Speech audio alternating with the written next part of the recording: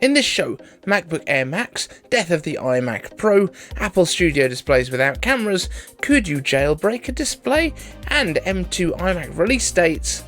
Let's get into it. Want the latest Apple news, leaks and rumours? Subscribe and ring the bell. So this show is your iCave Answers. If you want to answer a question for a future show, hashtag iCave Answers down in the comments section and you'll get it asked on the show. First up is SkyLimit. iCave Answers, do you think that we could receive a bigger version of the upcoming MacBook Air M2, like a 15-inch variant? Because right now the only option to get a big laptop from Apple is the 16-inch, which is more directed to professionals and costs 2 kidneys and upwards.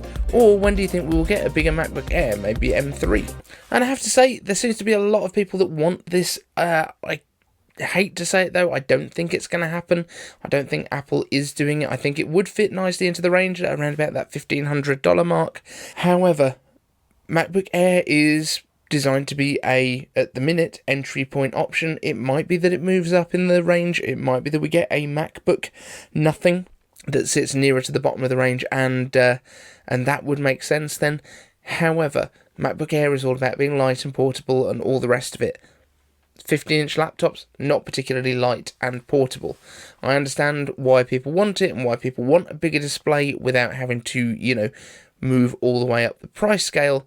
I'm not sure there's a big enough market for it. I think there would be a lot of... I still think probably at least 75% of MacBook Air sales would be the smaller model. Maybe more than that. But let me know in the comments if it's something that you want, or if you're really happy with that 13-inch size. Next up, Marcin Kowalczyk asks, iCave Dave, iCave Answers, iPanic Answers.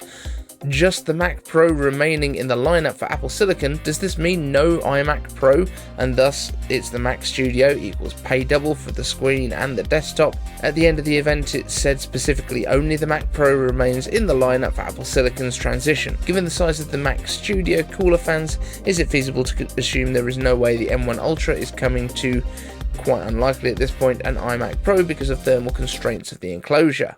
No, there's no problems with the thermal constraints of the enclosure on the iMac Pro because there isn't one.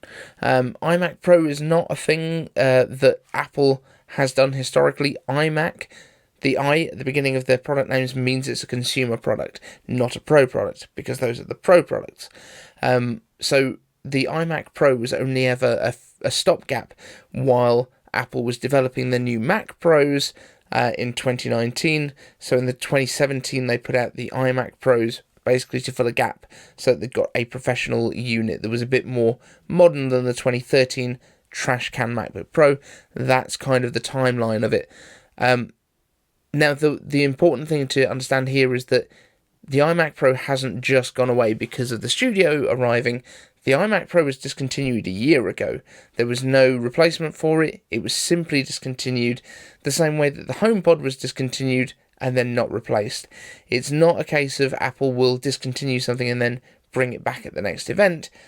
They discontinue something when they're not making that line anymore. If they wanted to keep iMac Pros in the line, they would have kept them until the new iMac Pro was ready, using the Intel ones, and then moving directly over to the Apple Silicon ones. iMac Pro is not a thing that they're going to do anymore. Does that mean we're not going to get bigger iMacs? At the moment, it doesn't look like we're going to get bigger iMacs. It looks like 24 inches is the size that they want to go with, simplifying the range a little bit rather than kind of having a bit of everything here, there, and everywhere. That being said, I do think that the Mac Studio is basically the replacement for the larger iMacs.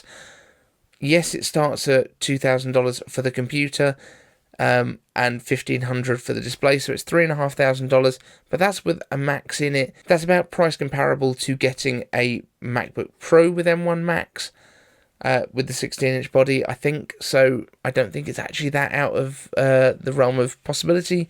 You do get a much bigger display. You've also got a much beefier power supply and a much beefier cooler, so it is going to stay fast for longer.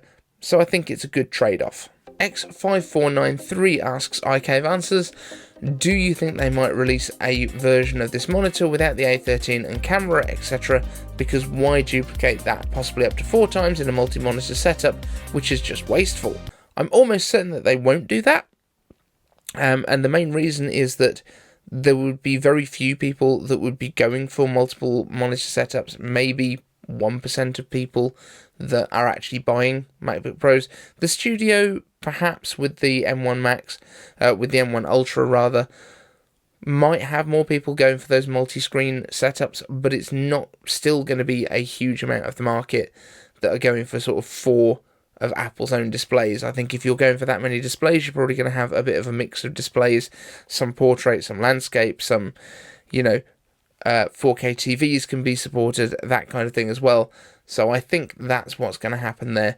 I also think if you're buying 4 of these monitors, the amount of cost that actually goes into the things like the cameras, it's basically negligible. If you're buying 4 of these things, you guys, you're probably not on a particularly tight budget. Team Kinetics asks, IKV answers, who's going to be the first person to jailbreak iPadOS onto the studio display for absolutely no good reason other than that they can? I have no idea. Now remember that this is an iPad operating system that you would put on there because it's an A series chip, and you're not got a touch screen, so you've got to use a keyboard and mouse. And has the monitor even got Bluetooth built into it for that?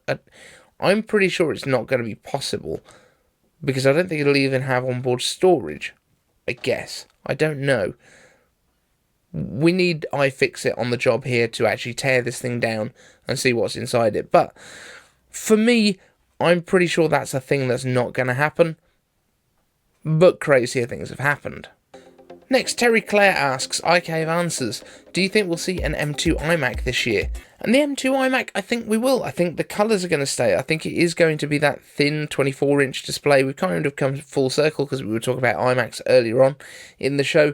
And I do think that the current iMac body is the one that we're going to see for iMacs for a few years to come at least. And then we will potentially see some other stuff going on. Maybe we will go to larger displays. I really don't think Apple will probably change this form factor and this display until we can get to mini LED and kind of give it that real upgrade that we're probably all been expecting. I don't see OLED coming to the iMacs. It just seems like far too big of a thing, and OLED is different on bigger screens than it is on the small ones in terms of the way that it works. So I don't think that will happen.